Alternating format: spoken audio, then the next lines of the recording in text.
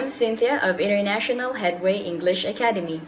Nice to see you again. In this lesson, I'm going to teach you some words that you may use instead of the word very. Now, using big words doesn't always make you sound smarter in English. However, words exist for a reason, and they can be powerful. Using the right words is less about sounding smart and more about being descriptive. Chances are, if you use the word very to describe something, there's a better word out there. For example, instead of saying you're very happy, you might say you're jubilant. Or when you say you're very sad, you may also use the word depressed. So there you already have two words, jubilant and depressed. Now, jubilant, it means very happy. Depressed means very sad. Another word is freezing. It's freezing outside. When you say freezing, it means it's very cold. So instead of saying it's very cold, you may use the word freezing. Another word is scorching. I went out in the middle of the day and it was scorching. Scorching means very hot. Very hot, scorching. Another word we have, wealthy.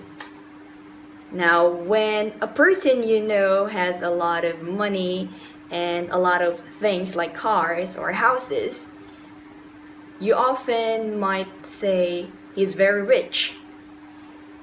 Now, instead of saying he's very rich, it's better to say he's wealthy. Wealthy. And the opposite of the word wealthy is impoverished. Impoverished is when a person is very poor. So instead of saying he's very poor or she's very poor, you can say she's impoverished. He's impoverished. All right.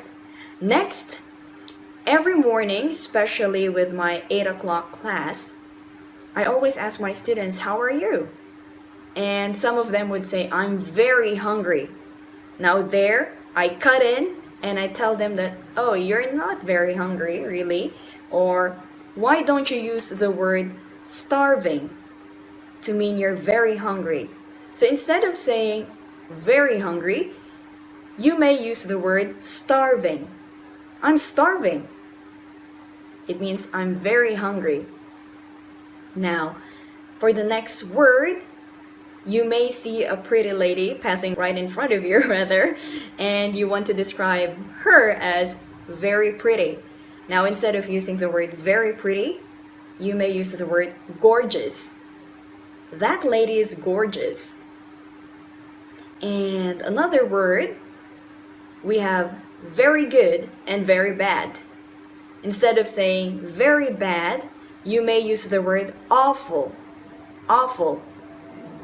The food was awful. We went out and tried that chicken restaurant in the neighborhood.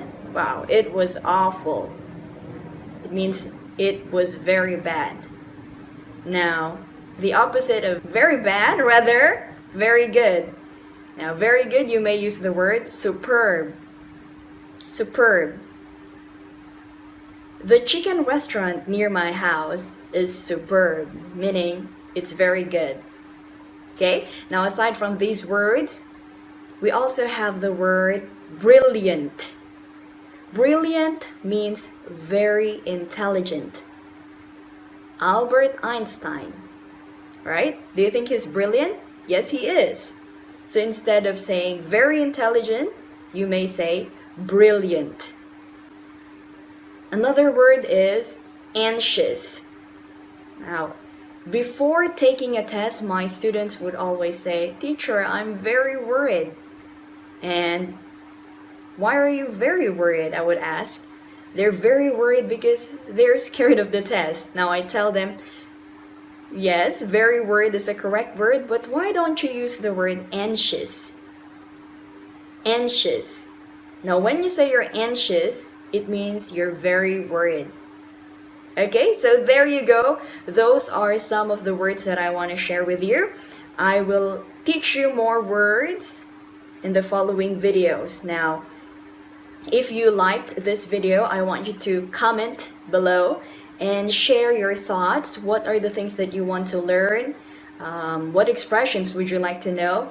Please feel free to comment below, and I really hope to see you again. Goodbye.